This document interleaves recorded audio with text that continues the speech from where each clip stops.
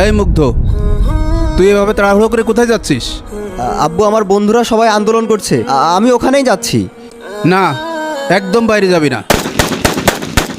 কিন্তু কেন আব্বু? দেখছিস না বাইরে কেমন গুলাগুলির আওয়াজ হচ্ছে?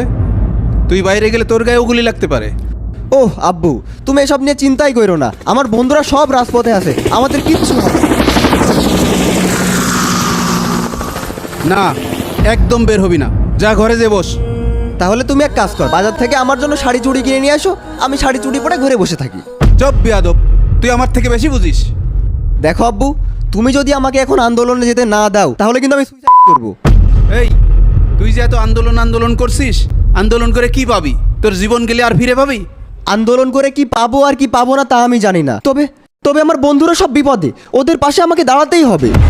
মুগ্ধ, এই মুগ্ধ, দাঁড়া বাবা, যাস নে, আমার কথা শোন। এই পানি লাগবে কারোর? পানি পানি দে দোষ, আমার এক বোতল পানি দে। এনে ধর।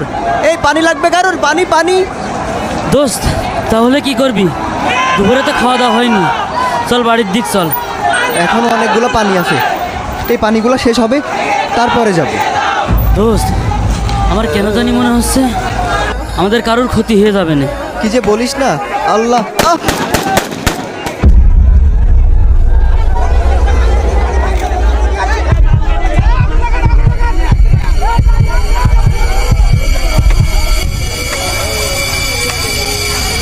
মুগ্ধ, এ তোরা ধর, মুগ্ধ ধর, মুগ্ধর গুলি লেগেছে, তাড়াতাড়ি এদিকে আয়, ধর হাসপাতালে নিতে হবে।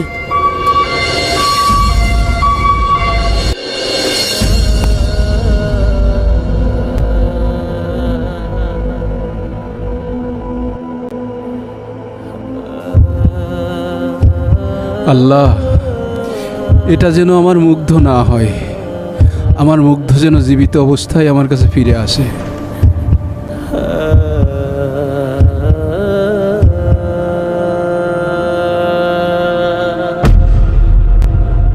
মুগ্ধ, তুই যে বললি তোর কিচ্ছু হবে না। মুগ্ধ,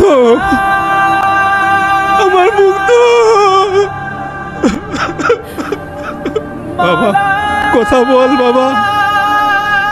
বাবা, কোথায় আমি মারা গেছি? দেখো, তোমার মুগ্ধ 4 কোটি শিক্ষার্থীর মাঝে বেঁচে আছে। মাওলা।